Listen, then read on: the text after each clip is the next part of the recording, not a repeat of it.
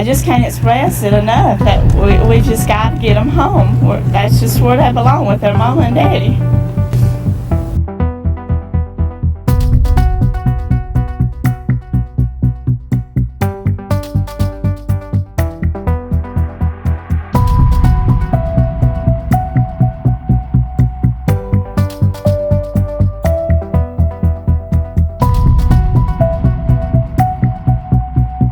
Our lives have been torn apart by this tragic event. In 1994, Susan Smith claimed she was carjacked by a black man who took off with her 2 young sons in the back seat.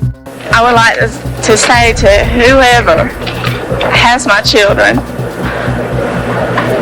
that they please bring them home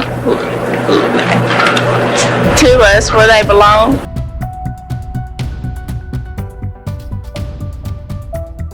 Welcome down the rabbit hole. Susan Smith, a South Carolina mother who mercilessly murdered her sons by latching them in their car seats and letting her car roll into a pond 30 years ago, will be up for parole in November. And shockingly, she is begging the bereaved father of her 2 murdered toddlers to not oppose her release. David Smith lost 3-year-old Michael and 14-month-old Alexander when his then-wife Susan drove them both into a lake while they were strapped into their car seats in 1994. Susan Smith is making a pitch for freedom after serving 30 years in jail. In 1994, Smith was convicted of driving her 2 sons into a lake, and now she's getting her first chance at parole. This was one of the most notorious crimes of its time. Susan has been incarcerated at Leith Correctional Institution in Greenwood, South Carolina, for more than 2 decades after the notorious murder. Recently, the killer mom has reached out to her ex, David Smith, asking him not to oppose her bid for freedom. When you go to visit their grave, which I hear you do that often, you say what to them that you want to share? Sometimes I just go to talk to them about maybe a problem that I'm having or something that's bothering me. Mm-hmm.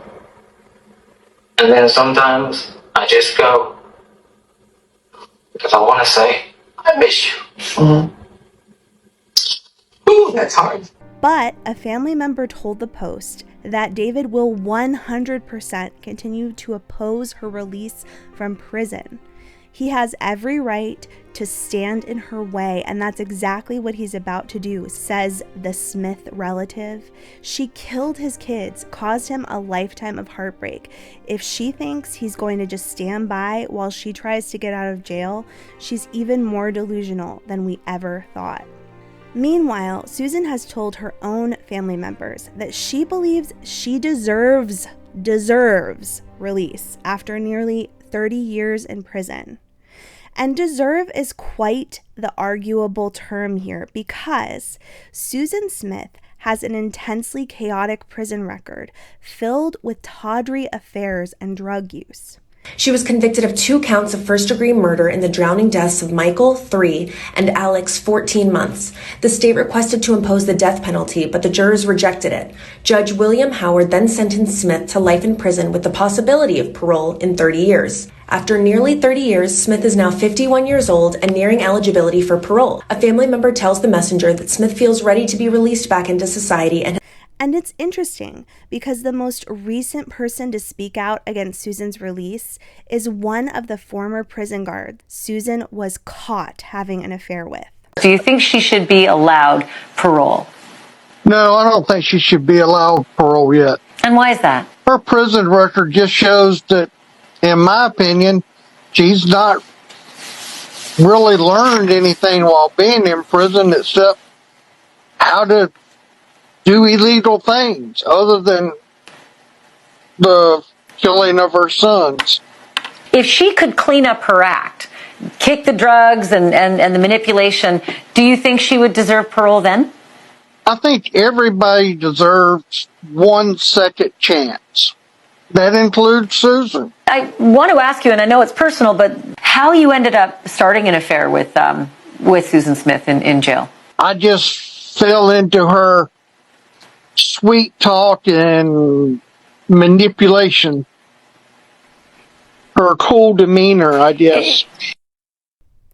Alfred Rowe is a former prison guard who admitted to having sex with Smith in prison.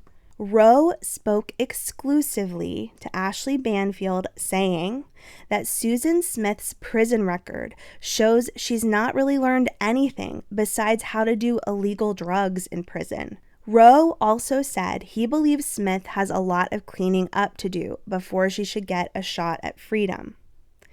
In her 1995 trial, Smith's defense team tried to convince the jury that their client, in a bout of severe depression, drove to the edge of the lake in a suicide attempt, but that her body willed itself out of the vehicle and she had no way to save her two sons as they rolled into the lake.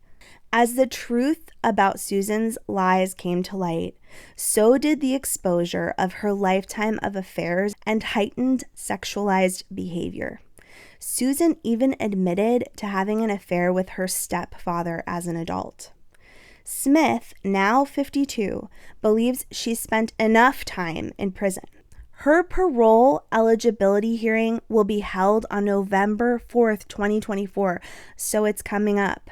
But allegedly, if David Smith has anything to say about it, his former wife's sentence of 30 years to life will last as long as possible. We can add Susan to our long list of women with sociopathic traits we're covering on this channel. In my next video, we're going to listen to Susan Smith's recent jail call, in which she is making extensive plans with her disgusting sugar daddy to be with him once she gets out in November. I have you in the front seat of my car sometime. You're not going to be able to get away with, I can lock the door from my side and you cannot get out. You just better sit there and take it. You hold me hostage. Yeah. I hope you guys will check in next time as we head down another rabbit hole. What has life been like in prison for Susan Smith the past 25 years? You can see how the young mom has aged in the last 2 decades. She's now 48. In that time, she has been disciplined 5 times, including, get this, for having sex with 2 correctional officers. Captain Alfred Rowe was one of them. She had enough charm to attract you to her. How did it start? Her approaching me at about 3 o'clock one morning, telling me that she thought I was the nicest officer there and that she was lonely, and things just escalated. Rowe told me he had only one sexual encounter with Susan Smith, but it was enough to cost him his job. I'd get a phone call not to come back to work. You were fired. Yes. Did you lose your pension? Did you lose everything? Yes. Lost it all. What do you want people to know about Susan Smith? That she's a manipulator and good at it. You make it sound as though she played you like a fiddle. She did. Smith is said to be haunted by memories of her little boys. She's a tortured soul, one source tells People magazine. She keeps pictures of her boys in her prison cell. Yes.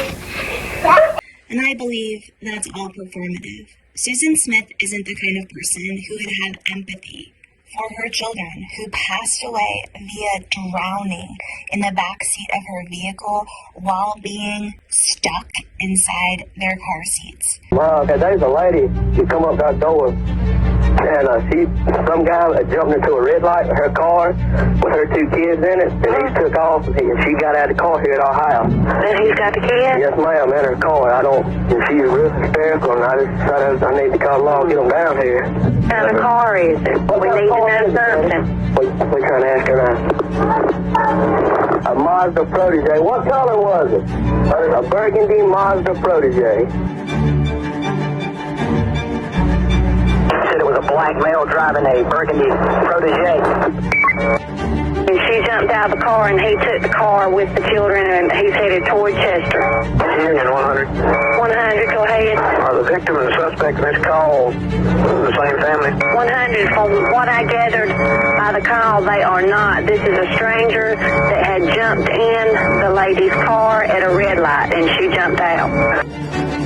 We see this kind of sociopathic behavior in her in some of these jail calls in which she is doing everything she can to cement relationships with older men with money, and she does it through sex. Join me as we continue to take a closer look at what's happened to Susan Smith since she was first imprisoned 30 years ago.